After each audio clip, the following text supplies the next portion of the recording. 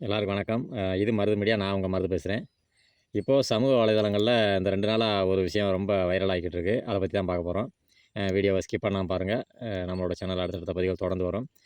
என்னன்னா, சென்னையில ஒரு பிரபல குடும்பத்தோட திருமண விழா நடக்குது. அதில நடிகர் விஜய், நடிகை திரிஷா 2 பேரும் கலந்துக்கிறாங்க. என்னன்னா, ஒரே வண்டியில வர்றாங்க. வந்துட்டு ட்ரெஸ் கோடிங்லேருந்து எல்லாமே ஒரே மாரி தான் இருக்கு. ஏன்னா, அவர் நடிகர் விஜயா இருந்த வரைக்கும் ஓகே. இப்ப தமிழக வெற்றி கழகம்னு சொல்லிட்டு ஒரு கட்சி ஆரம்பிச்சு அத ரன் பண்ணிக்கிட்டு இருக்காப்படி. இதில அது தவிர நெறைய சினிமா பிரபலங்கள் கலந்துக்கிறாங்க. இப்போ இதில ட்ரெண்ட் என்னன்னா, நடிகர் விஜயும், திரிஷாவும் கலந்துக்கிட்டது பெரிய பேசு பொருளாகிட்டு இருக்கு. யாருன்னா நம்ம தளபதி ரசிகர்கள்கிட்டயே தான். ஏற்கனவே அவங்க எப்படா முட்டு குடுக்குறேன்னுட்டு திரிறாய்ங்க பாவம். ஏன்னா நம்ம ஒரு நல்லது சொல்றோம்னு வச்சுக்கோங்களேன், ஒரு தலைவன்னா அவங்களுக்கு கீழ உள்ள தொண்டர்களுக்கு ஒரு முன்மாதிரியா இருக்கணுமே ஒழிய, ஒரு நெகட்டிவ் லைன்ல இருந்துறக்கூடாது.